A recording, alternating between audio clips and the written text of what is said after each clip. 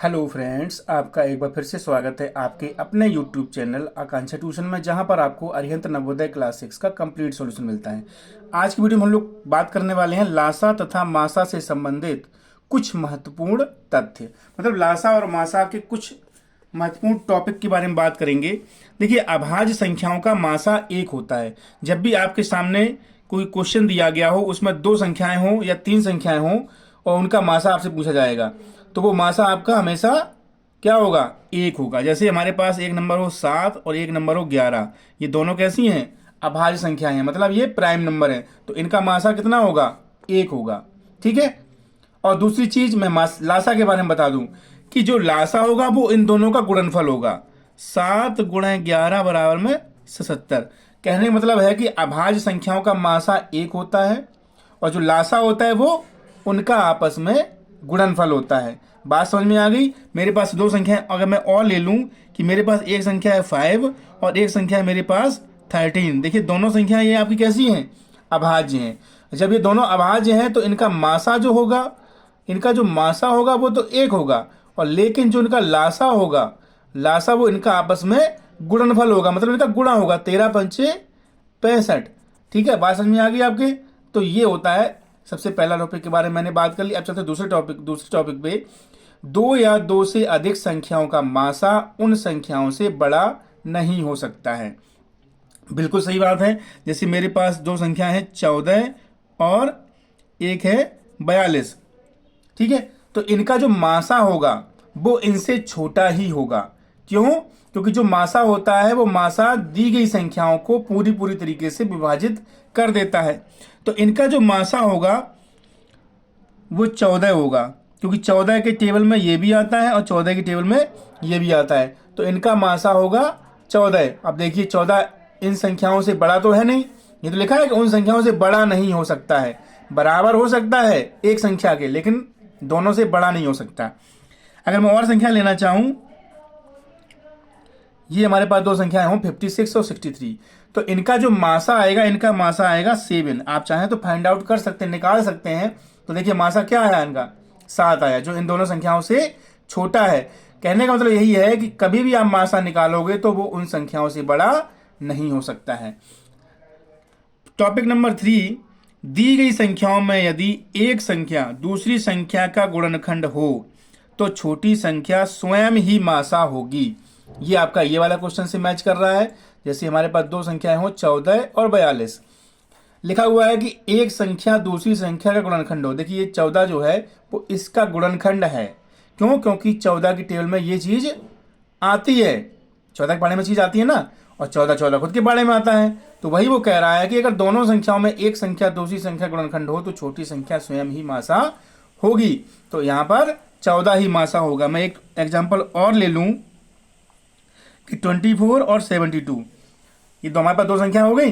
तो ये 24 के पारे में आती है, और जो 72 है वो भी 24 के पारे में भी आती है। तो यहां पर 24 ही इसका मासा हो जाएगा। ठीक है। दो असह अभाज्य संख्याओं का लासा उनका गुणनफल होता है। इसके बारे में यहां बात कर चुका हूं। यही चीज वो यहां पर कह रहा है कि दो सहअभाज्य या दो अभाज्य संख्याओं का लासा उनका गुणनफल होता है। देखिए, यहां पर गुणनफल कर दिया मैंने, तो भाई इनका लासा होता है। 5 नंबर लिखा हुआ है कि दी गई संख्याओं में यदि एक संख्या दूसरी संख्या का गुणनफल हो। दी गई संख्या में यदि एक संख्या दूसरी संख्या का गुणनफल हो तो दी गई संख्याओं में बड़ी संख्या स्वयं ही लासा होती है। जैसे यहां जो मैंने अभी दो ऑप्शंस के बारे में बात की थी कि यहां पे गुणनफल लिख दिया मैंने, यहां पे गुणनफल की जगह पे यहां गुणनखंड होगा। ठीक है, गुणनखंड होगा। ठीक है, गूगल तो लिख गया, गुणनखंड है ये। तो जैसे आपके पास लिखा हो 14 और 42, अभी आपने समझा कि ये 14 के पारे में भी आती है और ये भी 14 के पारे में आता है। ठीक है, तो जब दोनों संख्याओं में एक संख्या दूसरी संख्या गुणनफल होती है तो छोटी वाली तो होती है उसकी मासा होती है। जो आपने ऊपर पढ़ा कि छोटी वाली संख्या है उसका मासा लिखा हुआ है, यहाँ पर छोटी संख्या मासा होती है, और जो बड़ी संख्या होती है वो लासा होती है।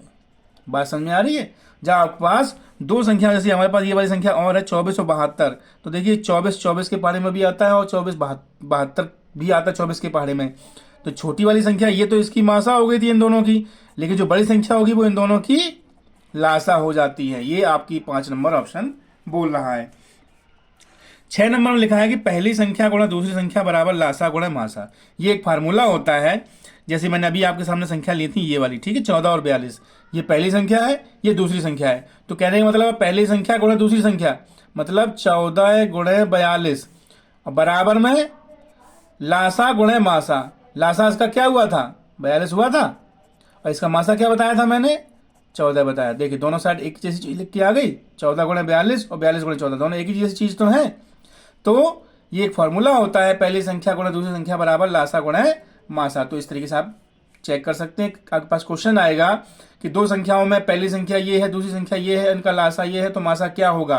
तो यहाँ पर मासा आपको पता नहीं होगा, तो ये वाली संख्या इसके बट्टे में चली जाएगी, आपका कट हो जाएगा, तो यहाँ से मासा की वैल्यू आ जाएगी। 7 नंबर है लासा गुणे मासा बराबर संख्याओं का गुणनफल। ये और ये चीज एक ही है। आपके पास एक क्वेश्चन आ सकता है कि दो संख्याओं का गुणनफल 1600 है और उनका मासा ये है, लासा क्या होगा।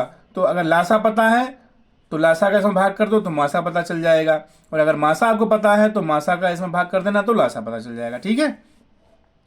दो लगातार क्रमागत सम संख्याओं का मासा 2 होता है। लगातार क्रमागत सम संख्याएं, जैसे 6 और 8 ले लीजिए, 10 और 12 ले लीजिए, 16 और 18 ले लीजिए। ये कैसी हैं, क्रमागत सम संख्याएं हैं। मतलब 6 के बाद सीधी 8 सम संख्या आती है, बीच में तो विषम होती है।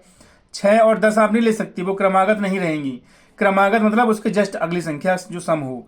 तो ऐसी संख्याएं जब आपके पास सामने हो तो उनका मासा हमेशा 2 होता है। मतलब इनका अगर मासा निकालोगे तो 2 ही आएगा, इसका मासा निकालोगे तो भी 2 ही आएगा।